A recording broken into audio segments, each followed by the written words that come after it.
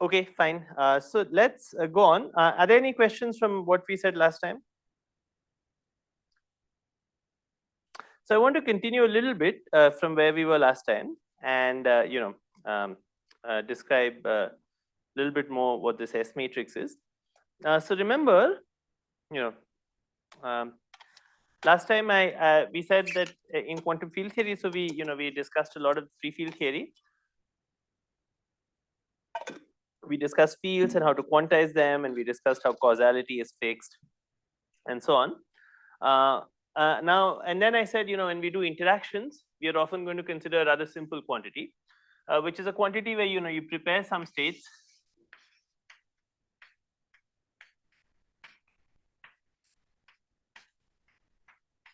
Okay, and then you let it evolve, and something happens.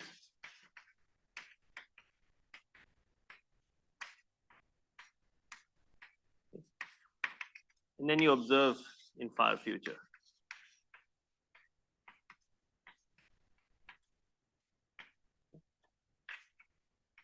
So this is the kind of question we often ask in quantum field theory, and I try to tell you why we do this. First of all, because it's experimentally something that's useful. This is kind of how the subject developed. And secondly, also because it's an unambiguous kind of observable, as we'll discuss in a few lectures from now, and this will become clearer as we go on. In most quantum field theories, this is something that's well defined because the field is free in the far past and the far future. So it makes sense. It's these observables you can define in some field independent or field redefinition independent way. Okay, that's the term that's used. And the third thing is that in quantum gravity, it might be that these are the only observables that make sense. Okay, this is what we were saying at the end of the last lecture. So let's just try and make this a little bit more precise. So we'll do this a little better as we go along. And in a few lectures from now, we'll try and make a lot of this a little more precise. But just for today, let's just try and make this a little more precise in the following way. So imagine that your Hamiltonian looks like h0 plus h int, okay, where h0 is your free part, which is the part that we have studied so far, right?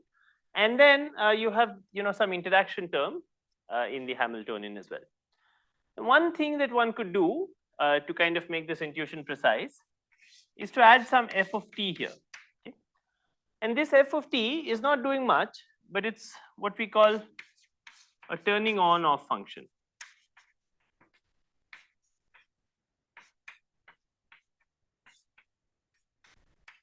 As I said, we'll do things more precisely without the aid of this turning on and off crutch.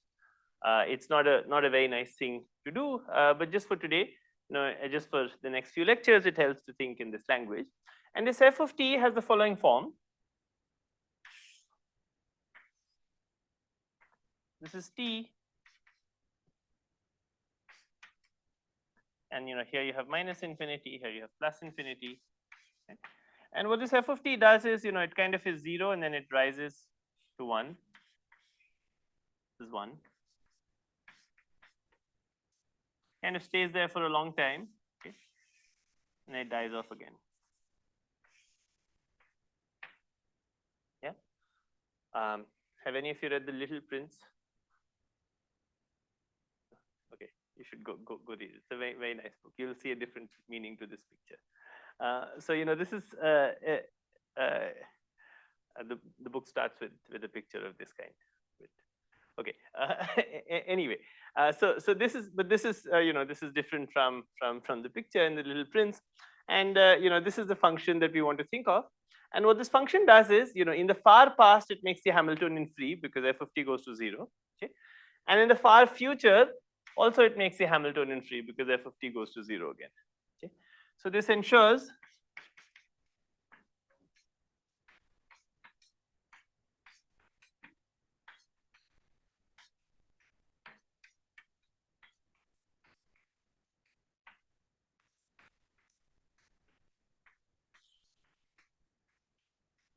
okay. Okay. In fact, as we'll discuss, it's often not necessary to really think about this turning on and off function. If you think of the right kinds of states, and you just think of particles that separate sufficiently as you go sufficiently far into the past and sufficiently far into the future, then this just happens automatically.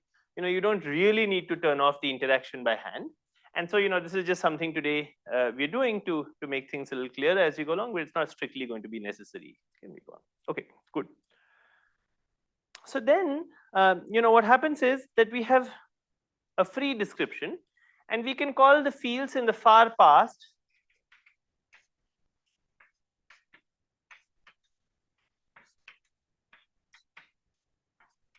fine. Okay. And we can call the fields in the far past, in the far future,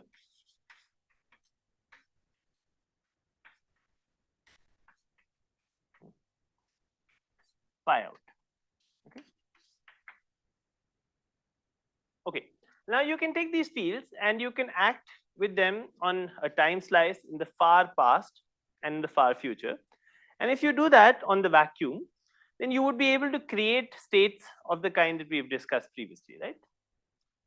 Remember how we, if you're given this field, you can act on a single time slice with phi in and pi in, okay? And you can get a creation operator. Right? Remember, we've written down this formula many times. And same with phi out and pi out. Right?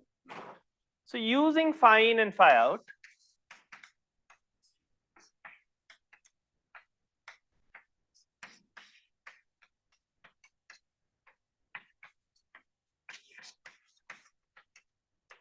two Fock spaces.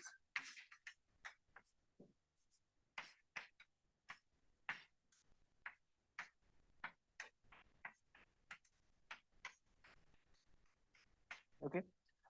Is it clear why we can do this? Because in the far past, the fields have become free. And so, we can define a Fock space because, that's the Hilbert space that we constructed a couple of lectures ago.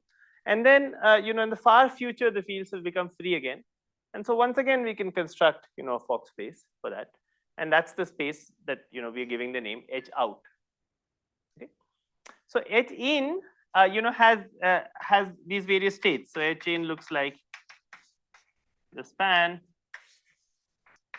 vacuum, K, two particle states, and so on, okay? By this, I just mean, you take the span of this 0, all one particle states, all two particle states, all three particle states, and so on. And H out also looks like this.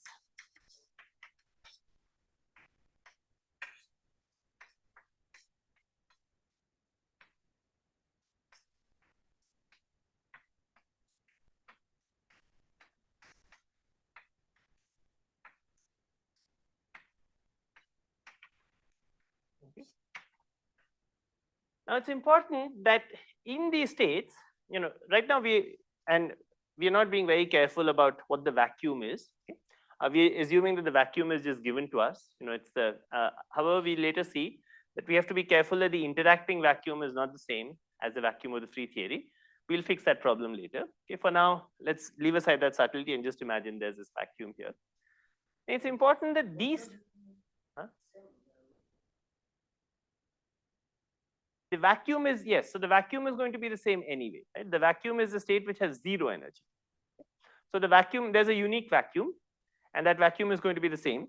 What we haven't discussed is, whether the vacuum of H is the same as the vacuum of H0. Okay? Subject to this f of t, the vacuum is indeed the same, both in the far past and the future. It's the state that doesn't have any particles. It has zero energy. Okay? Not only the vacuum, in fact, these one particle states are also the same. Okay? And the reason the one particle states are the same is that, they're basically just fixed if you give me their conserved charges. If you tell me the momentum and the energy, there's a unique state with that momentum and the energy, which has only one particle, and that's also fixed. Okay? However, these states are not necessarily the same as each other. Okay? So these are not the same. So if I say in the far past, I have one particle which has momentum, something, 10 in some units, and another particle which has momentum 11 in some units. Okay? That doesn't mean that that state in the far future space has a description in terms of the same momenta. Do you understand this?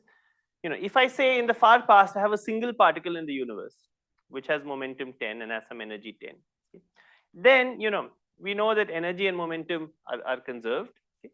So in the far future Hilbert space that we are talking about, if I tell you, well, there's a one particle state and that has energy 10 and that has momentum 10, that's basically the same as the one that you had in the past, because that state is completely fixed by conserved charges. However, these 2 particle and 3 particle states,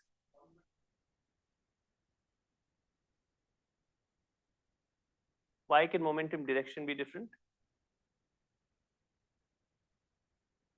No. You see, if there's only one particle in the world, okay, then there's no, then there's nothing to change the direction of the momentum. It has to have something else to interact with. Okay. If there's only one particle, nothing happens to that one particle. Okay. If you have one particle and you tell me its momentum, if I tell you that the number of particles in the universe is 1, and I tell you, its momentum and I tell you its energy, that completely fixes, what state you have. Let me say it differently. Let's say I tell you the momentum and I tell you the energy. And I tell you that the momentum and the energy are related by the one particle dispersion relation, right, which is E square is P square plus M squared. Then that completely fixes the state. There's nothing more to be said about the state. There's a unique state of that kind, and that's this. You don't have 2 states of that kind in the Hilbert space. Okay? Same in the out space. However, these states, when you look at 2 particle states, they're not completely fixed by charges. So these states are fixed by conserved charges, right?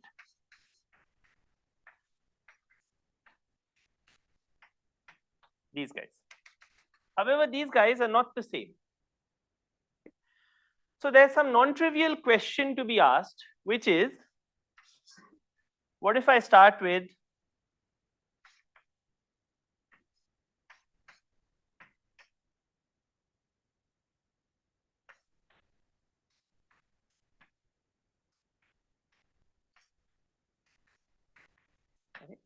this matrix element is something that's non-trivial. Okay. Not this matrix element, this is just one.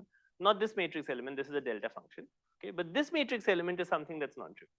And in general, other matrix elements are non-trivial. I can ask, what about 3 particle to 2 particle overlaps? That might also exist. Okay. So I can ask some other question like,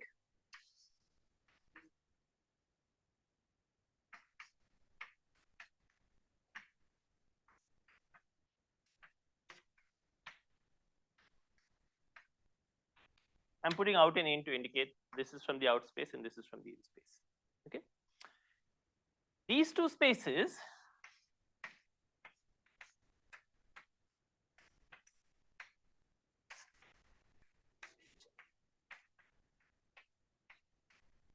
are related by a unitary transformation.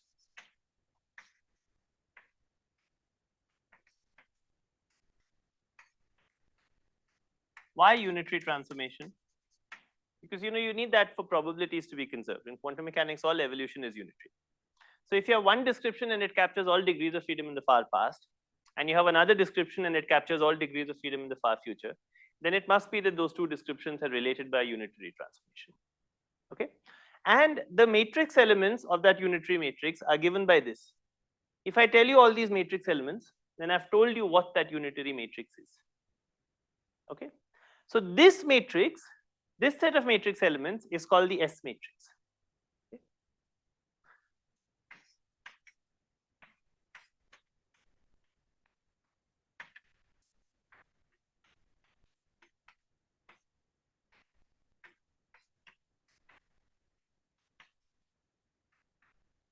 Okay. So the S matrix is the overlap between out matrix, between elements of the out Hilbert space and elements of the in Hilbert space. Okay. One place to read about this, it might be a little confusing, but is Weinberg volume 1, who kind of explains this nicely. But that's what the S matrix is. Okay, it's the overlap between the in and the out Hilbert space. Okay. Okay. So a lot of time, in this class is going to be spent in figuring out what this S matrix is for different kinds of interactions. Okay. Okay. Now that I've said this, let me just say, just going back to the point that we made yesterday, not yesterday, last lecture, was, this is not the most general question you can ask. You can ask the more general question you can kind of ask is, say you start with a vacuum.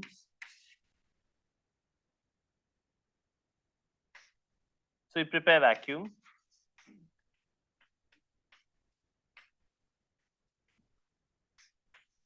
Okay. Then act with sources.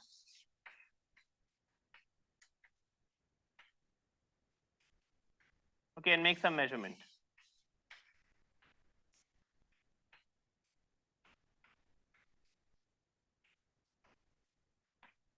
Okay, and then you ask what happens. Okay, there's some output here. And you can ask, what happens if you prepare something in the far past, you act with some sources, and then you make some measurement. These kinds of questions are more generally answered by, by giving you correlation functions of this kind of the field. Okay.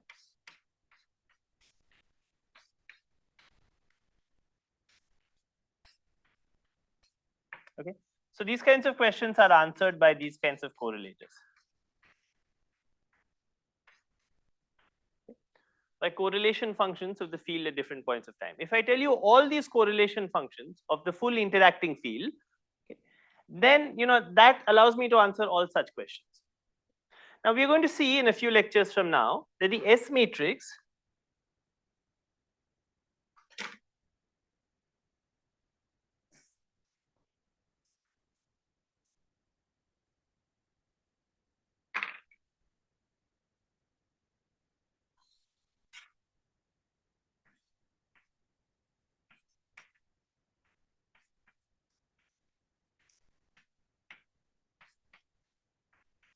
is a particular limit of these correlators.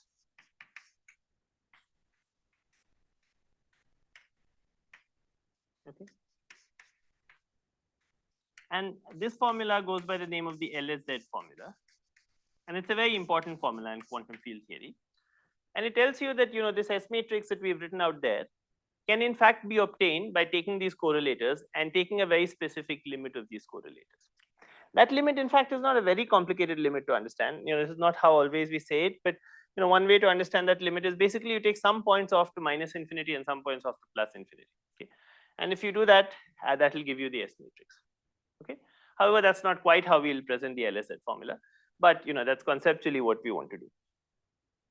Okay, so the S matrix is a particular limit of these correlation functions. Now, the reason we study the S matrix and not these more general correlation functions, just to make what I was saying in the beginning precise, is that you see, at intermediate times,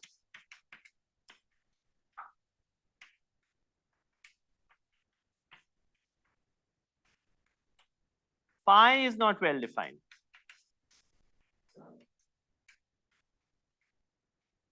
Right? Somebody could say, phi plus 0.1, phi cubed, phi squared is also a field. So somebody could say, you wrote things in terms of phi, but I like to use this degree of freedom instead, right? Which is phi plus 0.1 phi squared. And this is some random number. Okay, 0.1 is that's not to be taken. It's not even dimensionally correct as we've written it. So 0.1 in some units. Okay. Okay. So someone could say, well, I like to use this operator, and there's no real way to decide whether this operator is the right thing to use or this operator is the right thing to use. Okay. That's because the field is interacting at intermediate times. Okay. In some theories, in particular in specific theories, okay, which are called CFTs,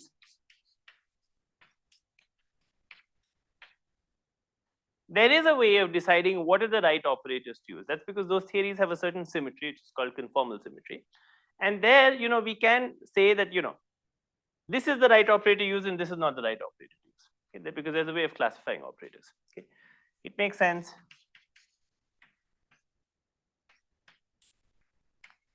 To ask about local correlators.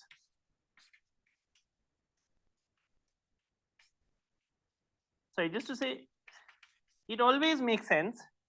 Okay, it is unambiguous. Okay. It always makes sense to ask about local correlators, but you have to tell me what you're talking about. Okay? And you have to have some way of specifying which kind of field you're talking about. And that's often hard to do in interacting theory. In some specific kinds of interacting theories, which are called conformal field theories, that's what CFT stands for.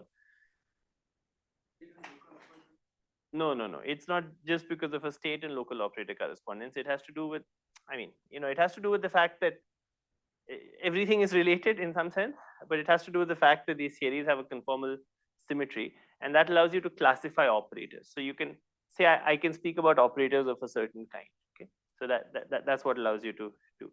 Okay, we are not going to do this. This is beyond the scope of this course. But there are times when it might be useful to ask not just about the S matrix, which is a limit of these correlators, but about the more general correlators themselves. Okay, but that's all we're going to say about this in this course. Maybe in a future QFT course, you might learn more about these other correlators. Okay. Okay. So I want to go back now to just talking about the S matrix, which, as I said, in some time is going to be a limit of these guys.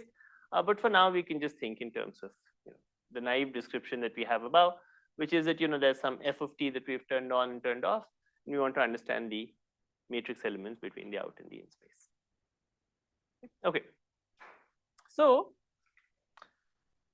what is the fundamental thing that we need to compute, right?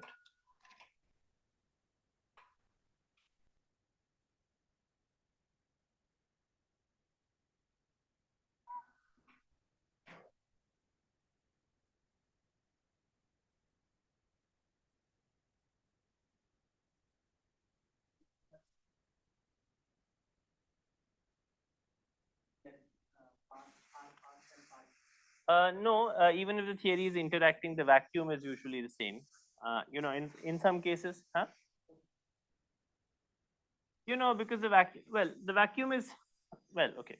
So, in some theories, in 4 dimensions, for instance, in theories which have massless fields, including gravity and electromagnetism, it turns out that the vacuum itself is labeled by some extra charges, which are called super translation charges. In the kind of field that we're dealing with, which is a field which has massive excitations, it's basically there's only one state which doesn't have any excitations at all, which has 0 energy. Now, so you formulate that as the Hilbert's, you formulate the theory within that Hilbert space, which has a unique vacuum. Okay. You could consider some other vacuum, but that would then be a different Hilbert space, which has no overlap with this. So it would be a different super selection sector. You would never evolve from this Hilbert space to that other Hilbert space. So, it's consistent in these kinds of theories we're talking about, which have a mass cap, to just formulate things in terms of a single vacuum. In some cases, and again, this is some more advanced topics, it might be the vacuum is degenerate. You need to give additional charges to specify it.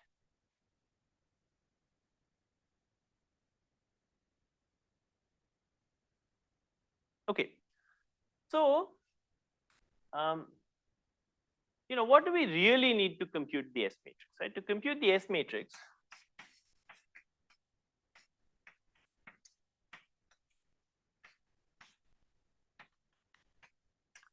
we need the time evolution operator.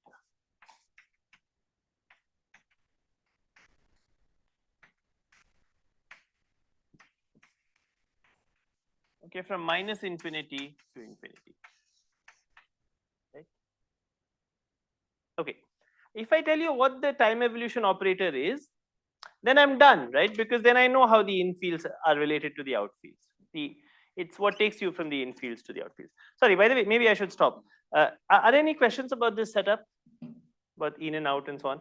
It might seem that it's very simple, and maybe some of you have seen it before, but nevertheless, just think about it a little bit. And if you have questions, you can come and ask me. But it's a slightly subtle concept to think about, and so just think about it carefully.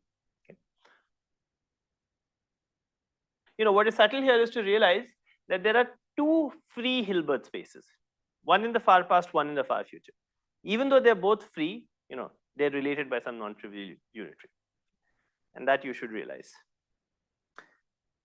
Okay, so we want to compute this time evolution operator. Okay. However, computing this time evolution operator exactly is in general not possible, okay, in most field theories. So we need perturbation theory to compute this.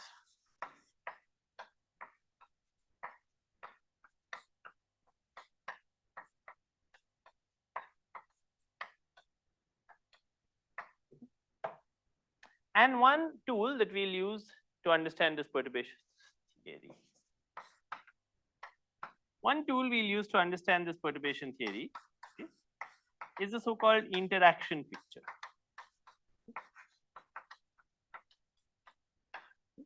So this is a picture that we use in order to compute that operator in perturbation theory. Okay. Okay. So what is the interaction picture? So let me remind you first of the Schrodinger and the Heisenberg picture.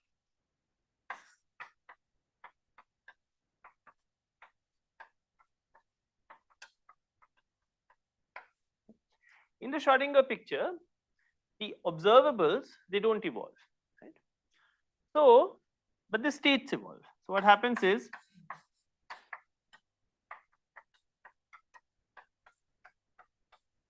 okay, so if you have a state, it evolves as e to the minus iht psi. On the other hand, if you have an operator, it goes to where it was. Doesn't evolve with time. Okay. So, you know, for instance, we have to decide, of course, what the set of observables are. But in the Schrodinger picture, we could say, you know, these fields at time 0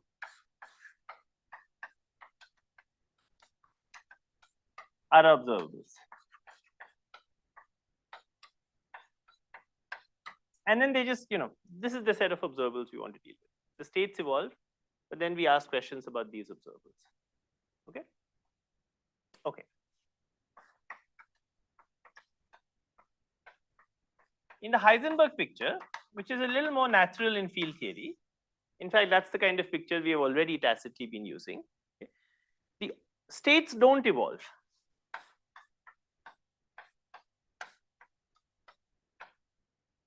Okay? But the operators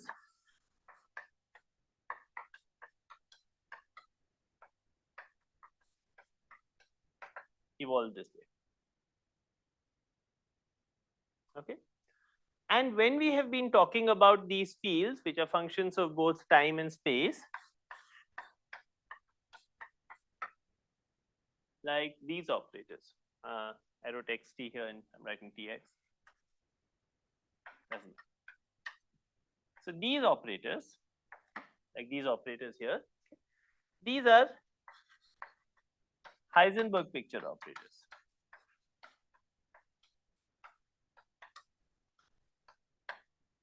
So in field theory, this is a natural picture to use because, you know, the fields are observables. Remember, observables are tied to space-time points.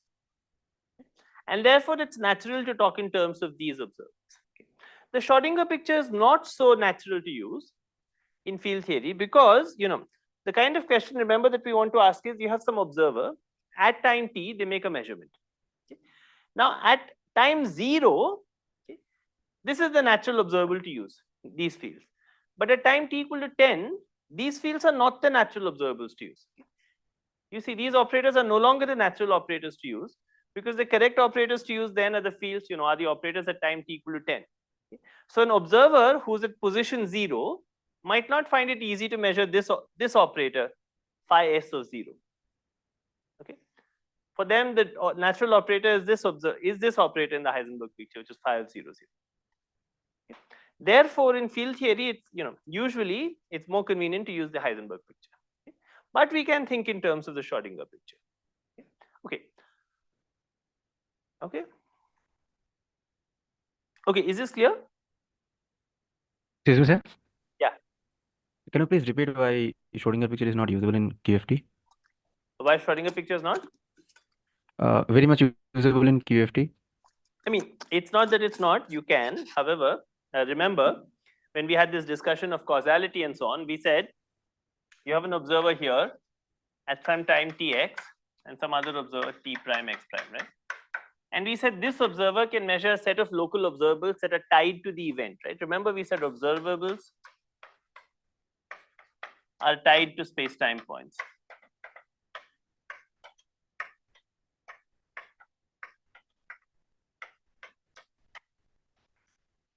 That makes sense, space-time regions, not to space regions.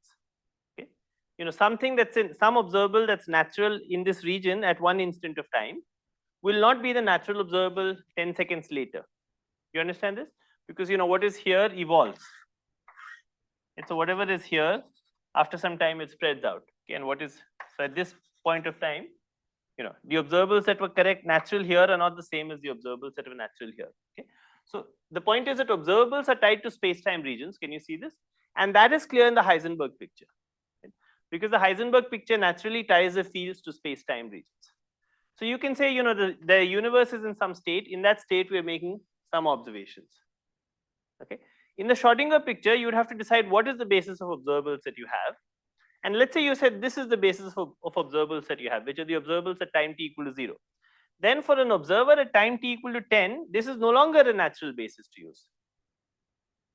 But we can use the time evolution Schrodinger equation to determine it, right? We can do what? We can use the time dependent Schrodinger equation to determine what will be the state after Yeah, some you time. can always use the equation. You see, the formalism of the Schrodinger picture and the Heisenberg picture is mathematically identical. You can always use this. You can always imagine states evolve and operators stay the same, or you can imagine that states stay the same and operators evolve. Okay. What I'm trying to tell you is that in field theory, when we had the discussion of causality, we said that the way to understand that is to recognize that observables are tied to space-time regions. Okay. And when we say observables are tied to space-time regions, that's natural in the Heisenberg picture because it clearly ties the observables, which are these operators, to space-time regions. So in the Heisenberg picture, Okay, it's yes, now I conceptually get it. clear, which is that the state is, the universe is in some state, and then we're making observations at different points of time. Okay. Yeah, right. Thank you, sir. Yeah.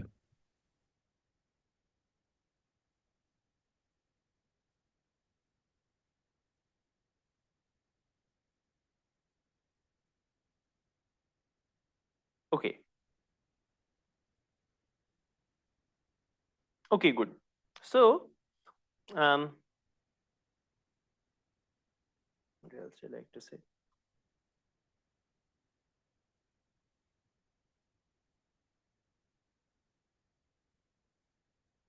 Okay.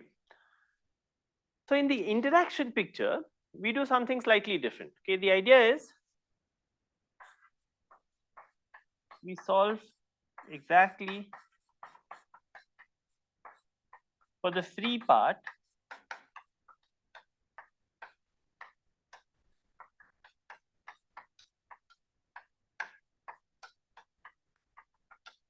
of the evolution.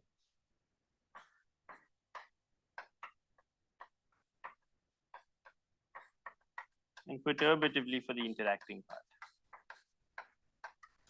Okay, how do we do this?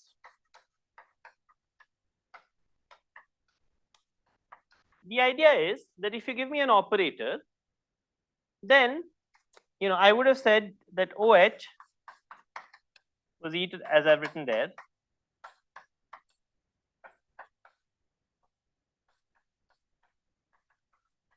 This is the Heisenberg equation of evolution. Okay, as we've written there. So H stands for Heisenberg. Okay? Instead of this, we introduce a different operator, which we call the interaction picture operator, okay, which we call OI of T, which involves evolution with the free Hamiltonian.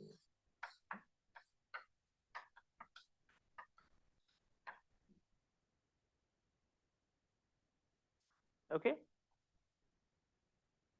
This is just my definition of what I want to call OI of T. I take the operator at time 0. Okay. You have to, even when we make this split between H and H int, you have to decide what time we make the split at. Okay. Say we make the split at time 0. Then you take this operator at time 0, and then you evolve it using the free part of the Hamiltonian. There's nothing, by the way, in this formalism that tells you what you have to choose as the free part and what you have to choose as the interacting part. We've just chosen to divide the Hamiltonian into two parts, which we're calling H0 and H int. Okay. And we're just trying to break up the time evolution in two ways, one of which we think might be easy to compute, which is this free part. and another one which we'll compute in perturbation theory, which is the interacting part. Okay, this is right now my definition of the interaction picture operator. Okay, okay. So now, how is the Heisenberg picture operator related to the interaction picture operator?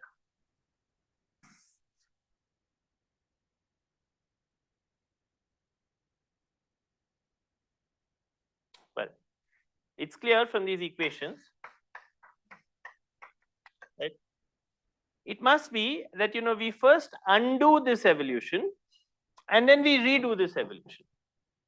Right? So we can write it as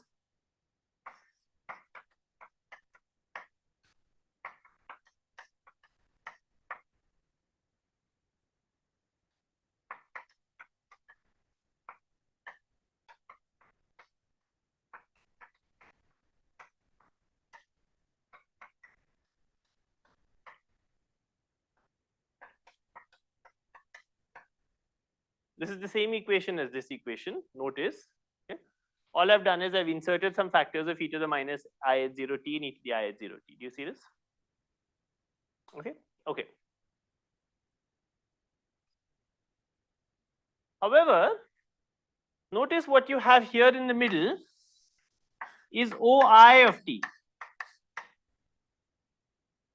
right? So you call this part UI dagger of t and this part UI of t.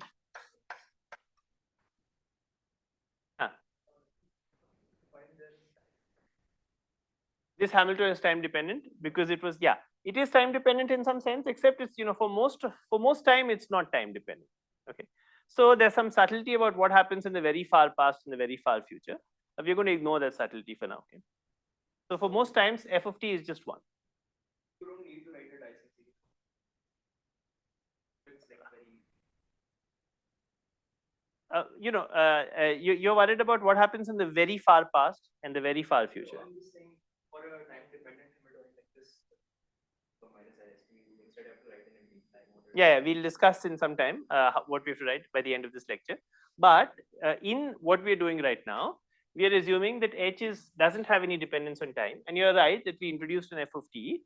If you like, you can think of that f of t as just rising very sharply in a short period of time from 0 to 1, okay, and then staying 1 for a very long period of time, and then rising back. Okay, so for almost everywhere except at this points where it rises from 0 to 1 and goes from 1 to 0, it is time independent. Okay, there is some subtlety about what happens at those points, which, as I said, we are going to ignore for now. And so, we're dealing effectively with a Hamiltonian that is not time independent. Okay. Yeah. Okay.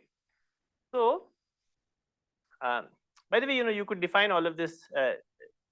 Right now, what I'm doing is actually mostly just to make notation simpler. You could deal with time dependent Hamiltonians as well. It wouldn't change anything significant.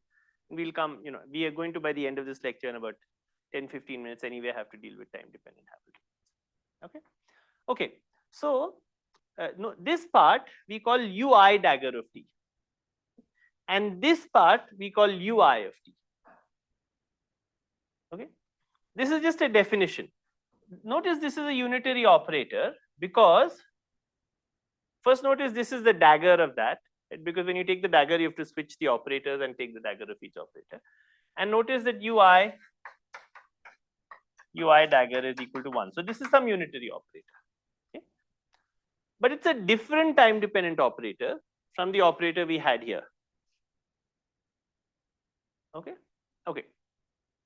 What is the advantage of dealing with this operator?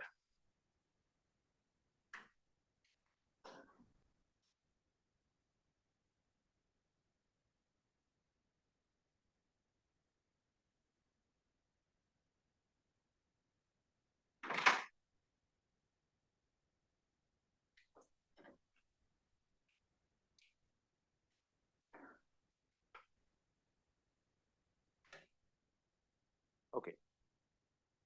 The advantage of dealing with this operator is that it obeys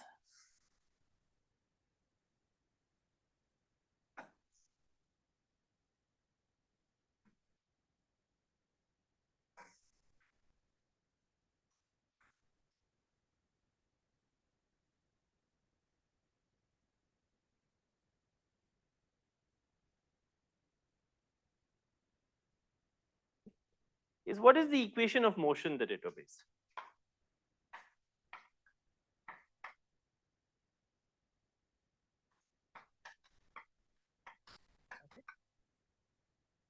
So we have this operator ui of t, right? And you differentiate it with time.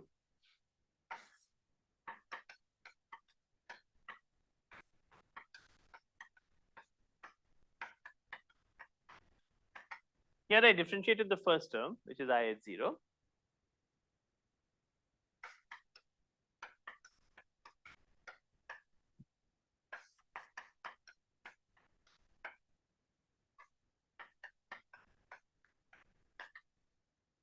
Is this clear why this equation is true?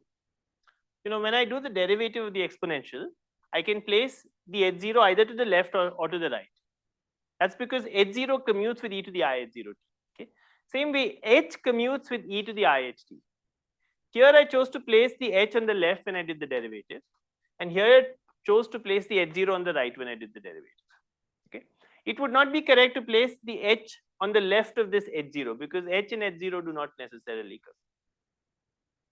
Do you see this? Okay. Okay.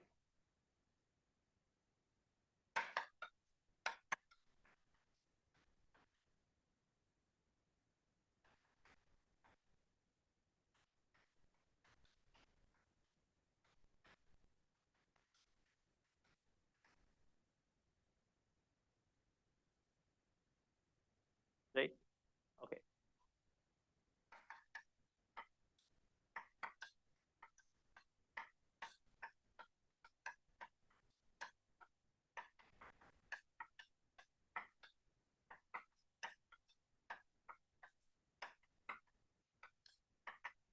This is kind of trivial.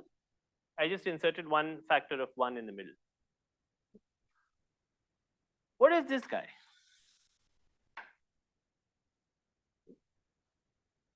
You see, yeah, it's h int or hi. However, notice that we made a split between h and h0, right, at some time 0. Okay. This is the interaction picture Hamiltonian itself evolved to time t. Okay. This formula hidden behind the board. Remember, there's a formula for the interaction picture operators are, which is OIT is e to the I at 0 t, O of 0 e to the minus I at 0. Right? So this in the middle is hi of 0, okay, which is the split between the difference between the interaction, the full Hamilton and the interacting Hamilton at time 0. And here we have the evolution operator of this with the free Hamiltonian. Okay.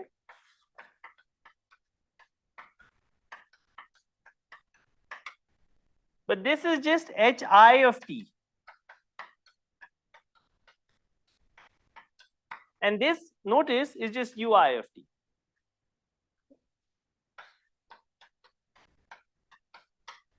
So this evolution operator obeys some differential equation, which looks a lot like the differential equation obeyed by the full operator, except that what appears here is hi of t. Okay.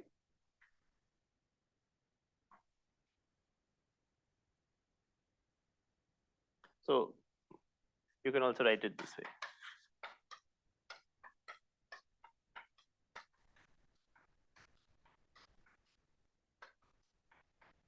Okay, which is just putting the I here. Okay, good.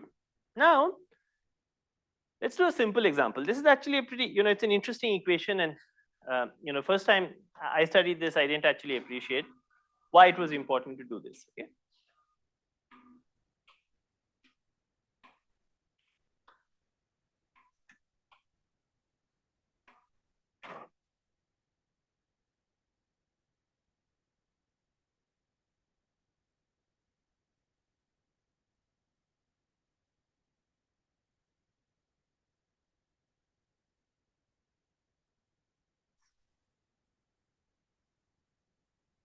Let's consider the anharmonic oscillator, okay, which is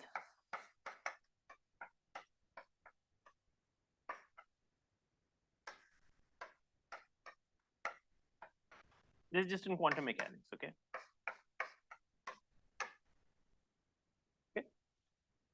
Okay. So now let's choose to call this H0. Okay. And let's choose to call this HISC.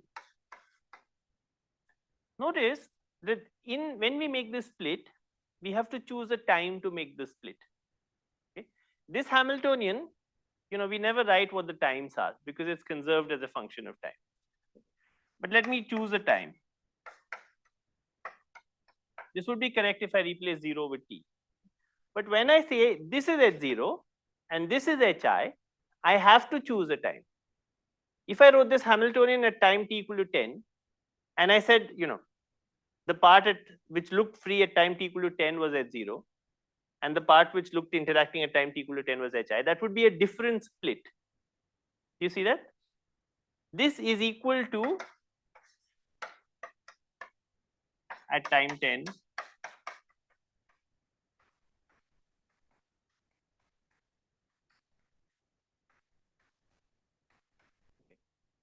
and I've just put a different time. But if I choose this to be H0, that is not the same as choosing H0 at time 0. So you have to choose a time when you make the split. We are choosing to make the split at time 0. Okay. Okay. So what does the equation for this operator look like?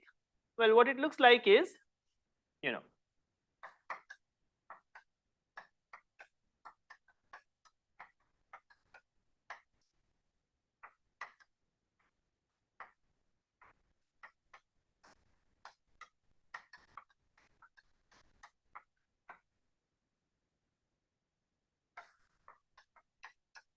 right? That's the equation for this operator ui of t. Okay. However, notice that this just takes x4 at time 0 to the interaction picture operator. This is the same as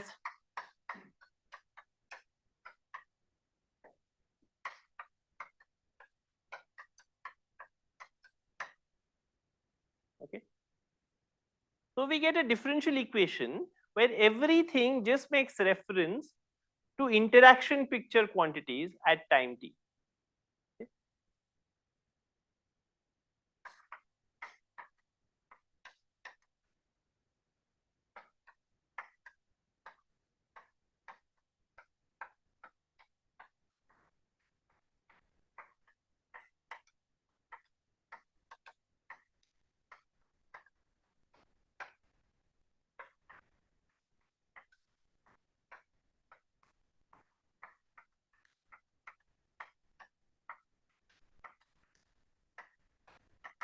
Okay. And that's the nice part of this equation. Okay. If the equation had read d of ui by dt is x to the power 4 at time 0 multiplied with ui of t, it would not be such a nice equation. It would be harder to solve this equation. Okay. So it's nice that the way this appears is that it converts everything inside to an interaction picture operator at time t. Okay. So what appears here is not the Heisenberg picture operator at time t, but the interaction picture operator at time t. Okay. Okay. Once again, I emphasize this might seem like a point which is, when it's written on the board is kind of obvious, but you should really appreciate it that, what's appearing here is not the Heisenberg picture operator at time t, but the interaction picture operator. Because sometimes people don't appreciate it when you encounter it the first time. Certainly I didn't when I encountered it the first time. Okay. Okay, let's do an example in quantum field theory. It's the same point, exactly the same thing that we've been doing, that we did for the anharmonic oscillator.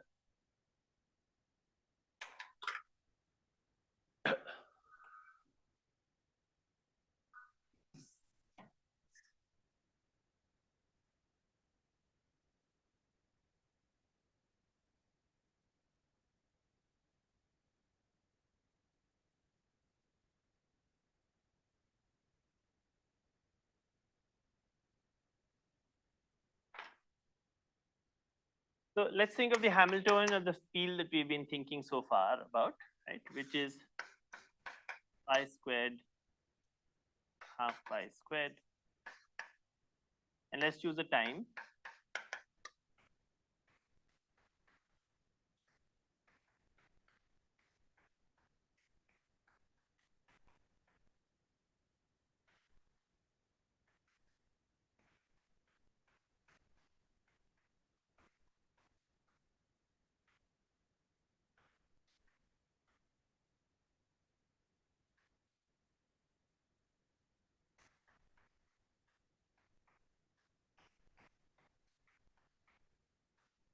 This is the Hamiltonian that we've already studied in some detail.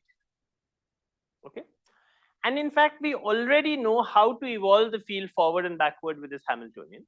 Because at some point, remember, we studied the field in space-time. We said we are studying the field in space-time a few lectures ago. When we said we are studying the field in space-time, what we really meant was we are taking the free field and evolving it with this free field Hamiltonian. Right? So we know how to deal with this part of the Hamiltonian.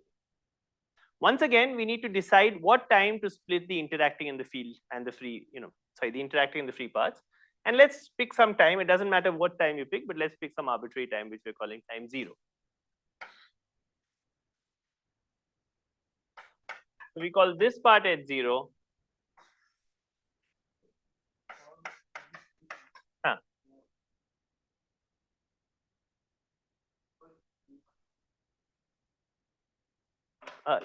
Yeah. You see, just look at that example on top. You see that? Okay, let's say I choose the time 10.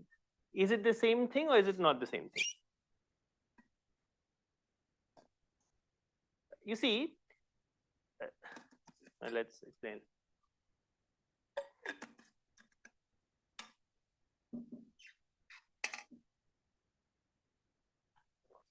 Let's say you don't like the time 0. So let's say we like the time 10. Auspicious, okay? So let's say we say that. Now, however, we have a bit of a problem because let's call this guy at 0 twiddle. Okay. Is this the same as this? Yeah, there are different operators in the Hilbert space because this whole thing is conserved. This part and this part are not separately conserved. Yeah, H naught doesn't commute with S, sure, but the whole thing is conserved. And so, this guy and this guy are different.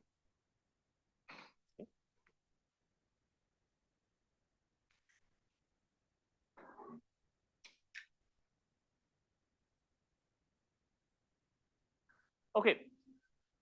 So we call this HI, and then what's the equation of motion we get?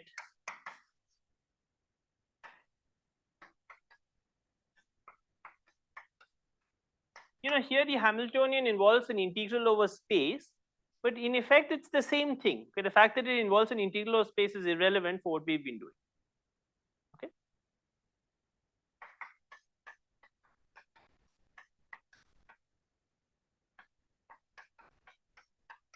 But this guy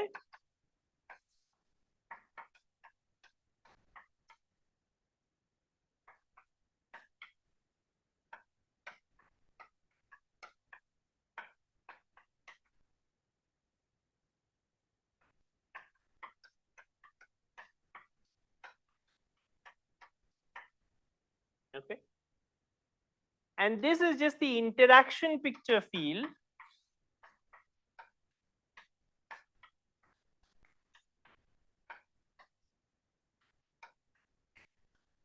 okay. And this field we know what, we know its explicit expression at time t. When we wrote down the field in space-time for the free field, it's the same field. Right? Because it's just a field at time 0 evolved using this part of the Hamiltonian that we know how to do. That's why this is a convenient equation to work with in field theory, because we know what this field looks like at time t. Right? And so you get some nice equation that tells you, well, the evolution of this operator is given by this times this. Okay.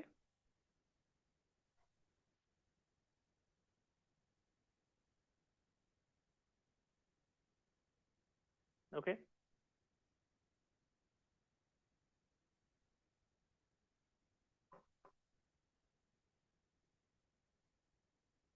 Is this clear? What we said? Are there questions about this?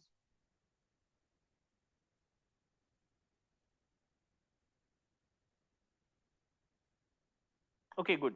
Now, however, now we have a bit of a problem. Well, maybe I can stay on this point. Why do we have a bit of a problem? We have a bit of a problem because we started with a time independent problem. Okay, this is subject to this f of t that we introduced. But this f of t, as I said, effectively we are ignoring the subtlety with its change in value, but effectively this was a time independent problem. Okay. However, now we have a bit of a problem, because now the Hamiltonian that we get, this differential equation looks a lot like the differential equation that you get for u, except this thing is not conserved with time anymore. Okay.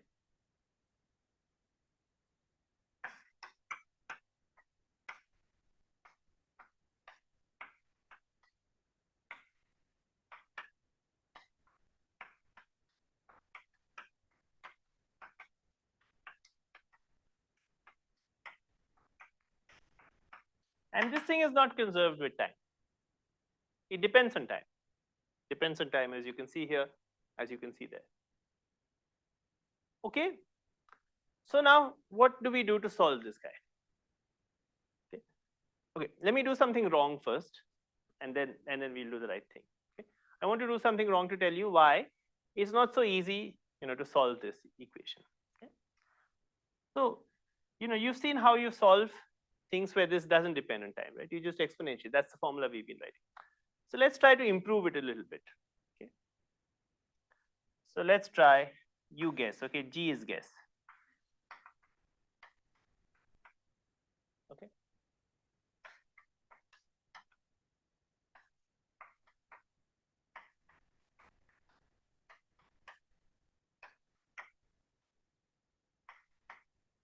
Okay, that's my guess. I take hi of x. This x is a dummy variable. I integrate it from 0 to t, okay, and that gives me this UG. Okay. This UG satisfies some basic sanity checks. Notice it's a unitary operator. You see why it's unitary? It's the exponential of something that's Hermitian with an I. So it's unitary. It reduces to 1 at time t equal to 0. At time t equal to 0, this integral just vanishes. Okay. So this doesn't do anything at time t equal to 0, it reduces to 1, it's unitary. Okay. You might have thought, well, maybe it obeys the right equation.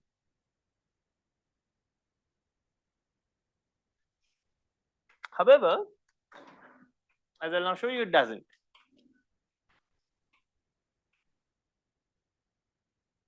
Okay, so we are now going to show that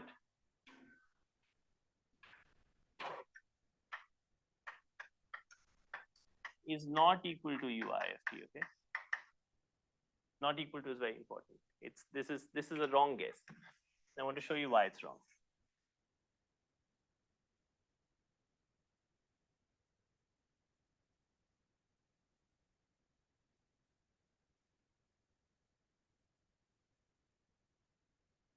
Okay, so let's write the formula for this exponential. Okay.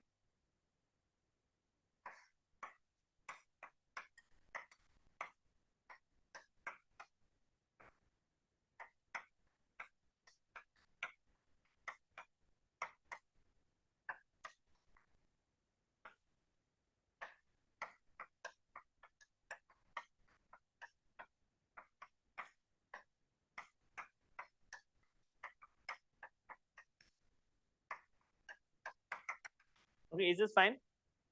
I just expanded out the exponential. And let's work out what its time derivative is.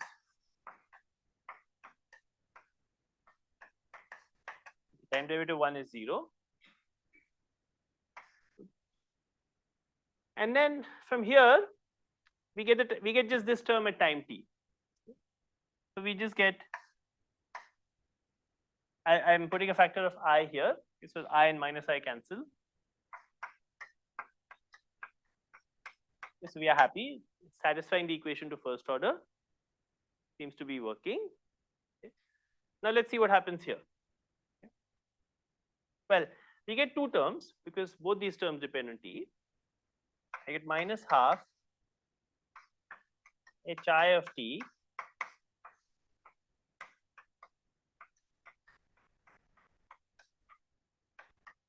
let's call this x since there's only one integral.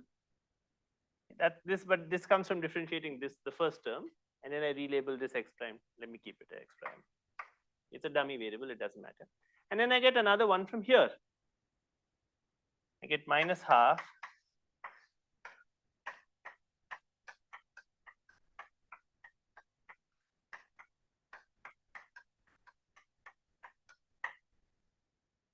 Do you see that? Is the algebra correct? Yeah. Now notice, and then there are higher order terms. We already have trouble because this doesn't look like hi of t multiplied with ug of t. The first term looks like that because this hi looks like it's multiplying 1. But this hi is appearing on the right.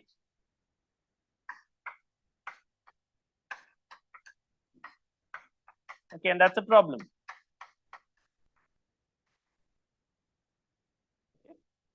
Why is it a problem? Because you can't move it freely to the left. Why can't you move it freely to the left? Because hi at t and hi of t prime don't commute.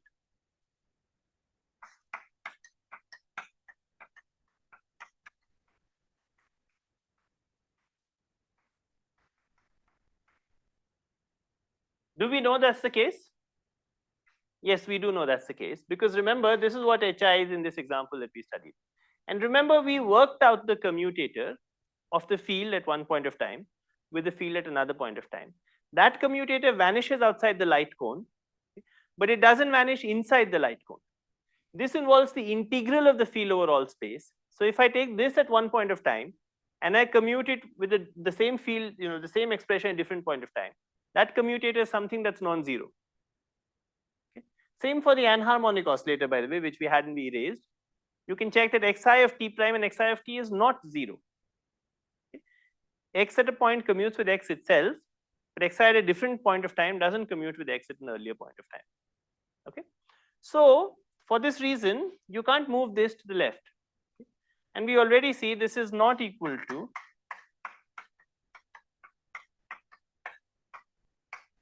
which is the differential equation that we wanted ui of t to satisfy. Okay. It's not equal to that because sometimes hi appears in the right. If you go to higher order, you'll see sometimes hi appears in the middle. Okay. Therefore, this expression that we wrote down, which was plausible guess, is not actually the right answer. Okay. Excuse me, sir. Yeah. Go on. Can you please repeat the last reason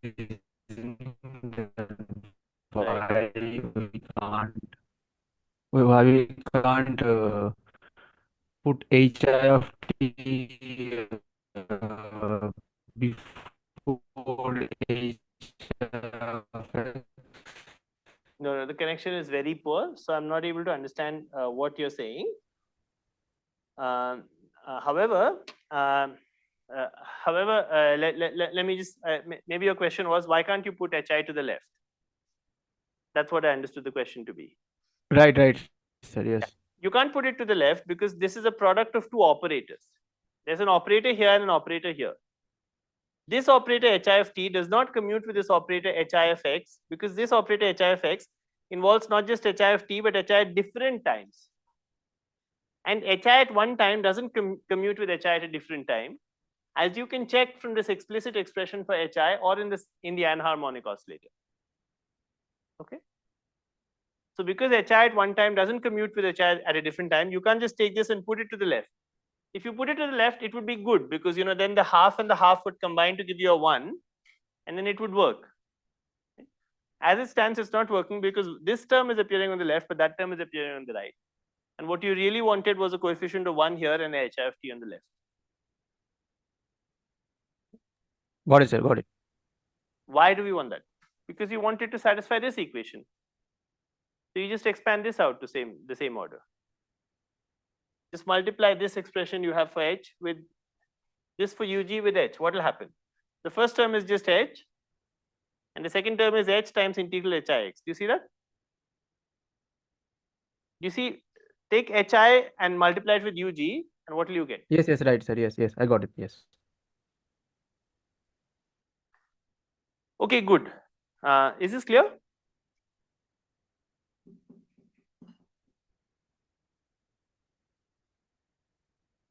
Okay, so what is the answer? So the answer is, in fact, a slight, it's a fix of this. So let's fix it.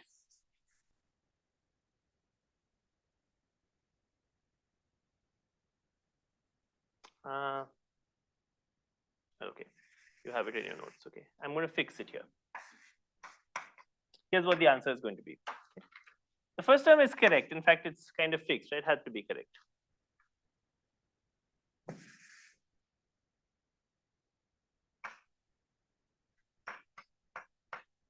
Which is actually -1, but we'll just write it as -I squared.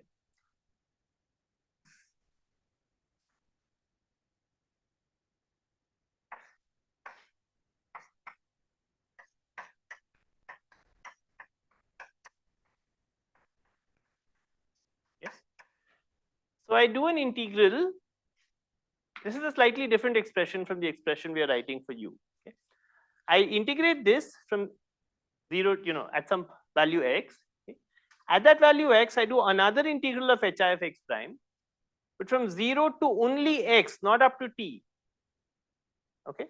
So this dx prime only goes from 0 to x, and then I integrate this product over x. Okay.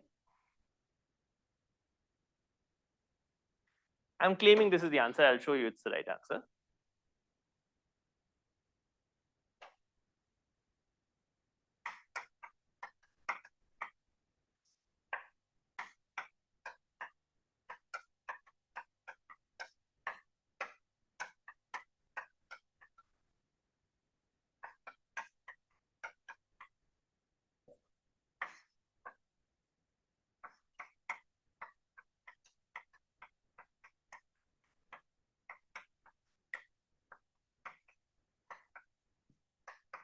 Okay, plus 1. So in the third term, I have this hi of x, then I have an hi of x prime. The x prime integral goes from 0 to x, but the x, and then I have an hi of x double prime, but the x double prime integral only goes from 0 to x prime. Not from 0 to x, but from 0 to x prime. And then the x prime goes from 0 to x, and then the x goes from 0 to t. Notice, by the way, there are also no 2 factorials and 3 factorials. Okay, sometimes I'm not careful about the numbers, but here it's important that these numbers are not there. Okay? There's no 2 factorial, there's no 3 factorial, which we had in the exponent. Okay, that's not a mistake. It's really those numbers are not there. Okay. So now let's repeat the calculation that we did for this ug of t and see what happens if you differentiate this guy.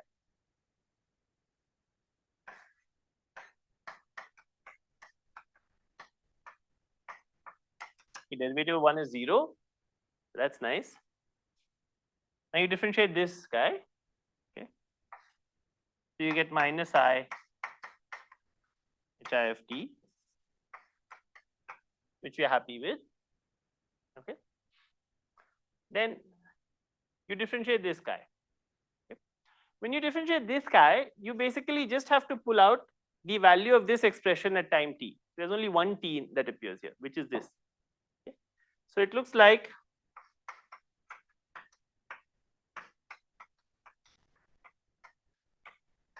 and then you put x equal to t, right, when you differentiate this. You see that?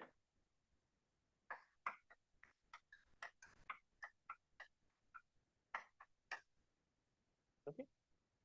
When I differentiate that, once again, I just put x equal to t and I remove the integral sign.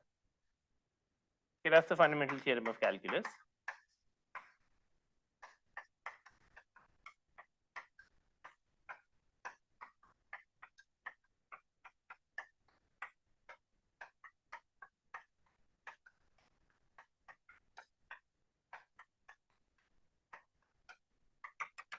Okay. You see that? Okay, but see, this term is the same as this term.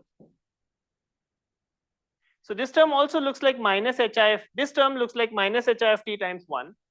This term looks like -hi of t times this term. This term looks like -hi of t times this term. You see that?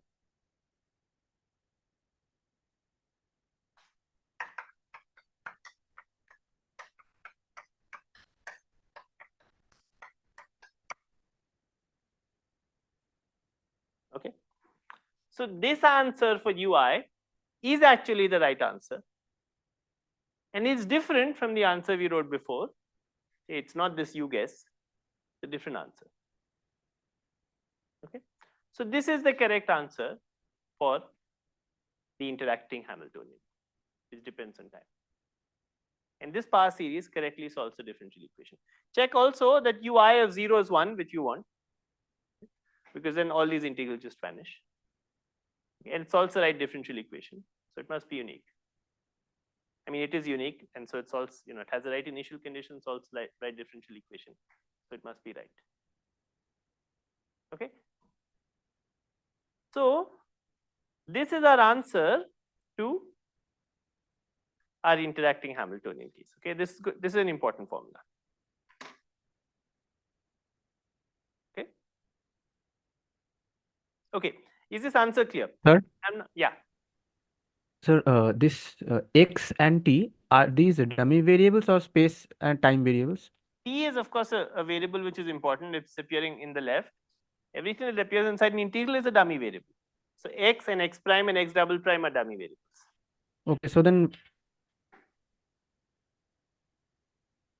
Okay, so then when we are integrating with respect to x, it doesn't mean that we are integrating in space, right? Oh, sorry. Yeah.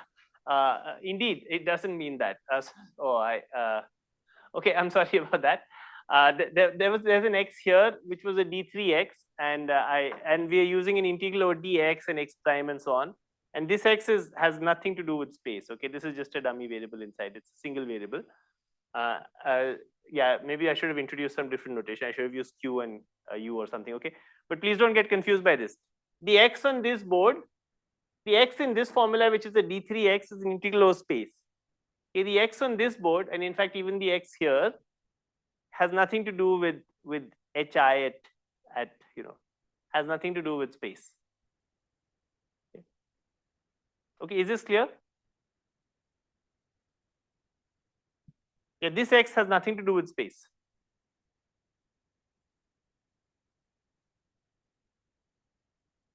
Okay, we're not going to use this x so much more again, but yeah. It's a dummy variable that's appearing inside the integral. Notice it's a one-dimensional variable. You can see that, right? Here this x was a three-dimensional variable. This is some integral variable that's going from 0 to t.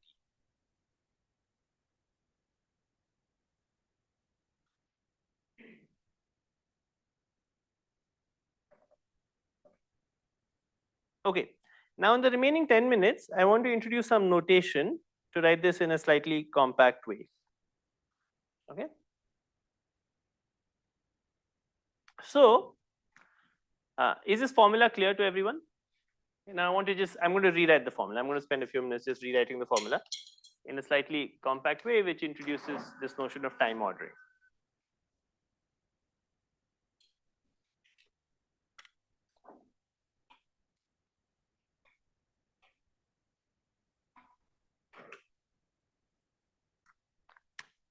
Okay. Notice something about the what? I wanted the other board here.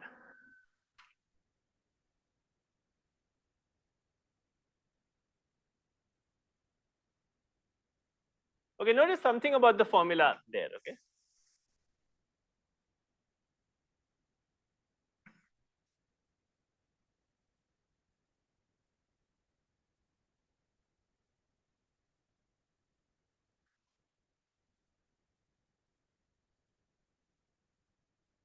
Yeah. See who asked? Yeah.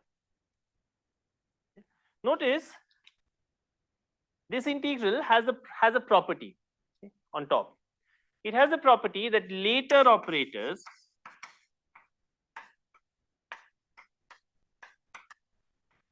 are on the left. Sometimes it's just written as later on the left.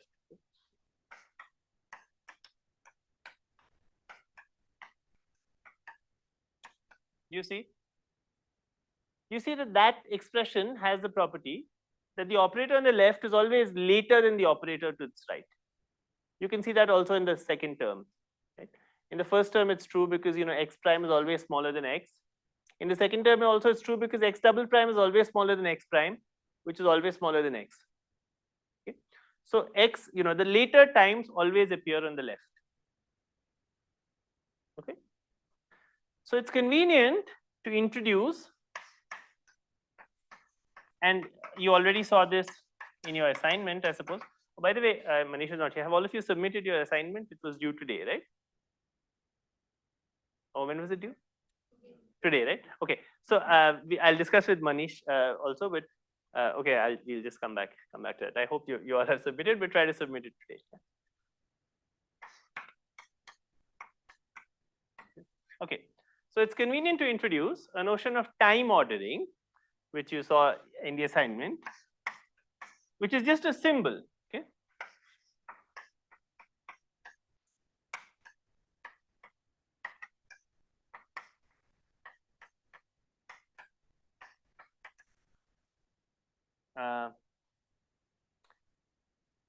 Sorry, let me let me do it with fields. Okay, so to avoid the confusion about the question. Okay, let's say we have some operators at tx and t prime y. Okay, this is equal to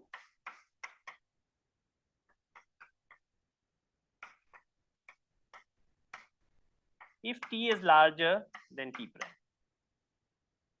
Okay, so it's equal to this if t is larger than t prime, and it's equal to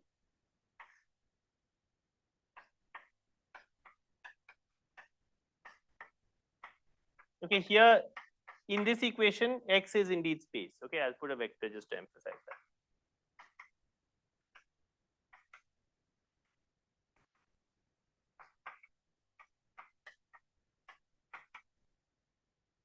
Okay.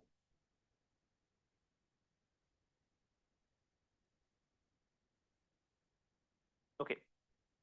So this is just a formal symbol. Okay. This formal symbol just says order things so that later operators are on the left. Okay, just order things that way. Okay, now I could write that expression just for free, okay, as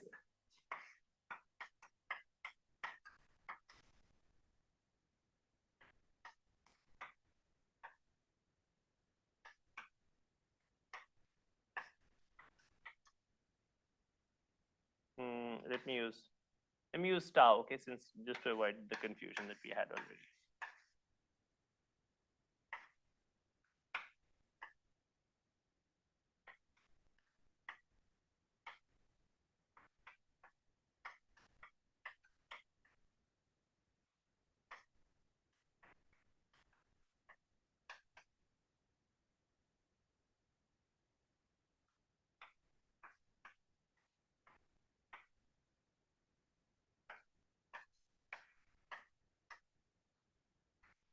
Here I'm just introducing it for free, okay, because these expressions were already time ordered by the ranges.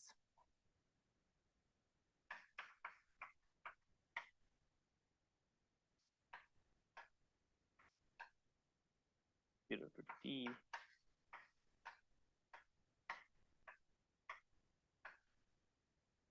Tau d tau prime.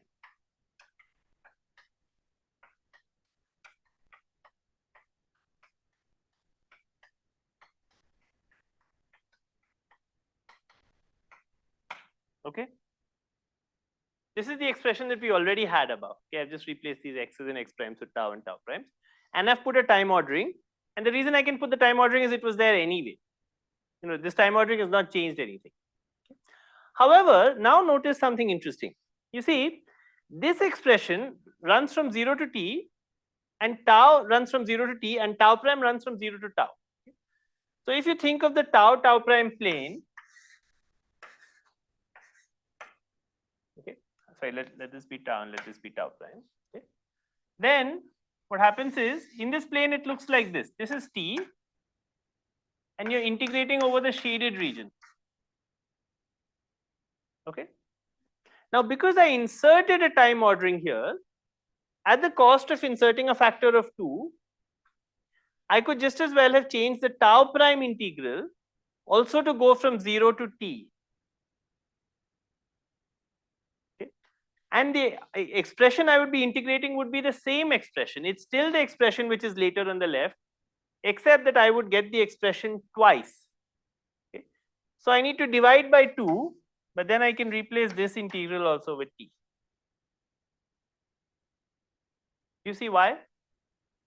It's because I can do the integral over the full rectangle provided I divide by 2. Okay. The same for this, except there you have to divide into 6 compartments. Okay. And you can make all of these guys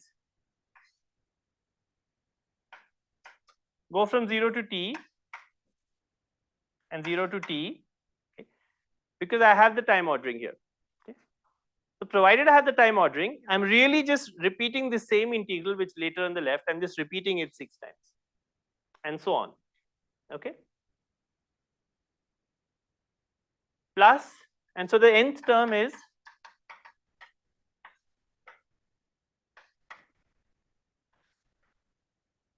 d tau prime, d tau n, maybe d. Okay.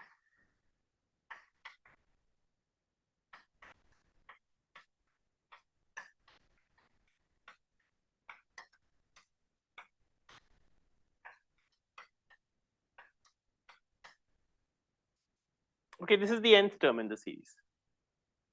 Let's see if I got the indices right. Tau prime, and maybe I want this n minus 1.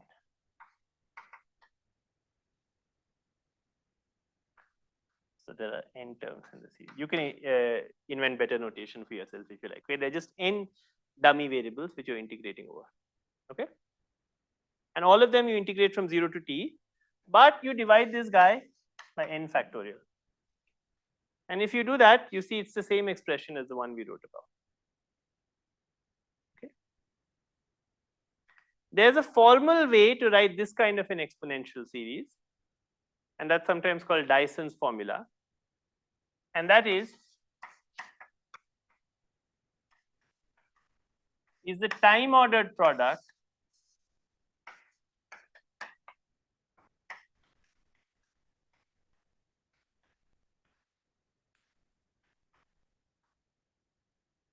and what this formal term means that you expand out the exponential in a power series and then you apply time ordering to every term as we have done here.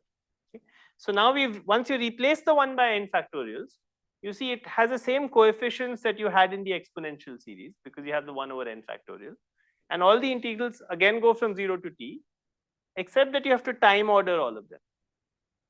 So this expression that we have written here can be written in this way, and this is sometimes called Dyson's formula. Can you please explain once again how to write the numbers Sorry, I couldn't understand in the anything. denominator? Sorry, I could not understand anything. Yes, yeah. Can you hear me, sir? Can you please explain how did you get the numbers in Yeah, the the denominator? numbers in the denominator here, it's easy to see. Do you see why you got a half here? Because Yeah, half is fine. Half is fine. Yeah. in the 6, it has to do with the fact that there are 6 possible orderings of these numbers. Here we are doing an integral of 1 compartment, which is where 1 is larger and 2 is larger than 3. But in fact, there are 6 possible such permutations you can do. And there are 6 possible ways you can order them. And that's why if you integrate over this, you integrate over all 6 orderings, whereas really in the original integral on top, you were integrating only over 1 ordering. That's why you put the 6. In general, when you have n variables, there are n factorial different arrangements. And here we've chosen to integrate over all n factorial arrangements. So we have to divide by n factorial because in the original expression, which is still on the board, we didn't have that. We are dividing over a single arrangement, which was 1 is larger than 2 is larger than 3 is larger than 4 and so on up to n. Okay, got it, sir. Yeah. Okay, good. So this is called Dyson's formula, and it's a very important formula in quantum field theory. Okay? And it tells you how to write down the general answer for this interaction picture Hamiltonian. Okay. Okay. So we'll spend now a lot of time in this class understanding how to analyze Dyson's formula perturbatively. But this is a good time for us to end for now. Yeah. Okay, good. So Are there any Can you questions? please summarize that what we did in this class? What we did Just in the to class was we derived this formula. Yeah.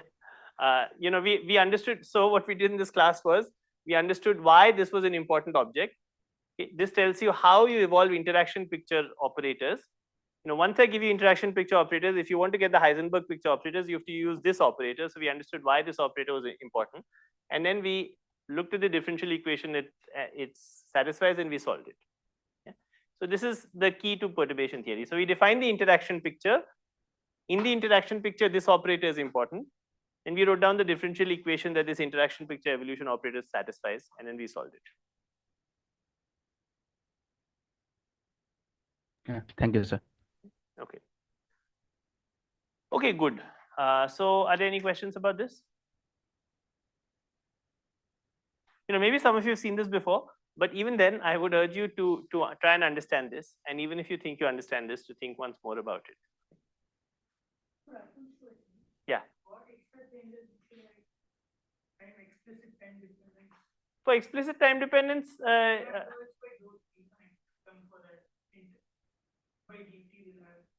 no, this is this has explicit. You know, if you added some other term which had an f of t, you know, here we are just solving the differential equation which looked like d by dt of h of t is hi of t u of I of t. Right? So we are just solving that differential equation.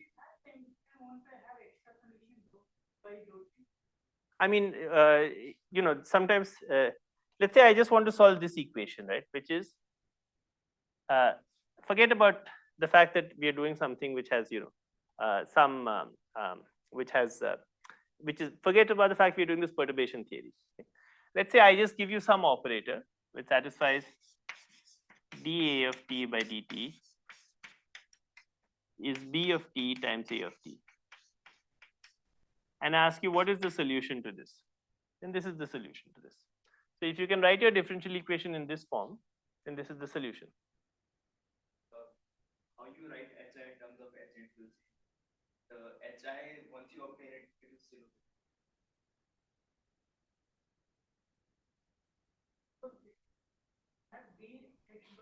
dO by dt is h comma I comma t plus dou h by dou t, explicit time dependence.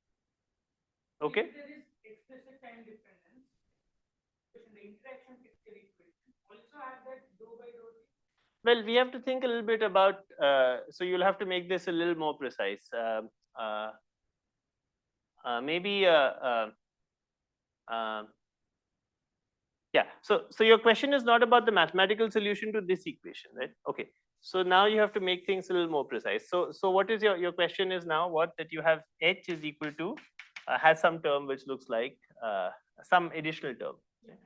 So it looks like some term which has an f of t times something times q of t. So it looks like h0 plus this.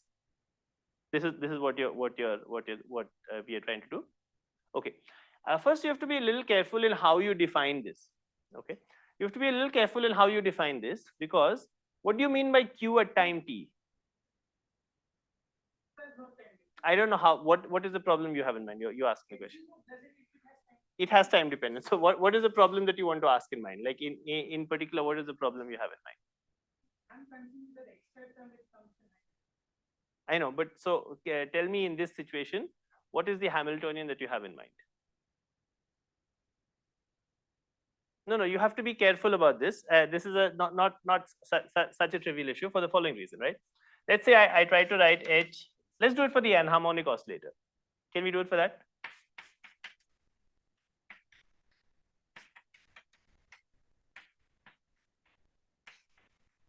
Right? Okay. And then what do you want to write down? So now we have lambda x to the 4t. And you want to make this lambda depend on time? That's what you want to do? Okay. How do you define this x to the power 4 at time t? Or you don't define it? You just want to say this is the term at 0. Like, what do you want to do exactly? No, it's these are all different problems, right? If you say, maybe this is what you want to say, where you have some source and the Hamiltonian is defined, you know, has some coupling constant which depends on time, and everything is somehow defined in terms of this privileged operator at time 0. This equation you can solve using the same conditions that we had previously. Okay. Now you might want to say something else. Maybe you want to say x for t, but then you'll have to tell me what is x of t. So there are different kinds of problems one can look at. Okay. But you know, if you just wanted to solve this equation you can solve using the formula that we have.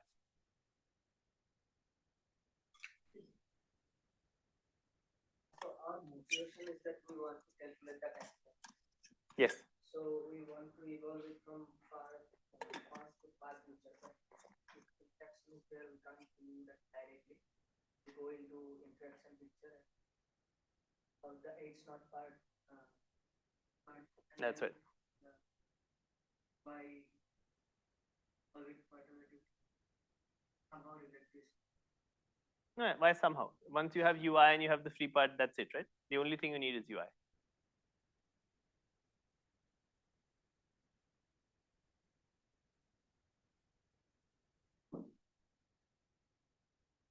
Okay. Okay, good. So let's stop here.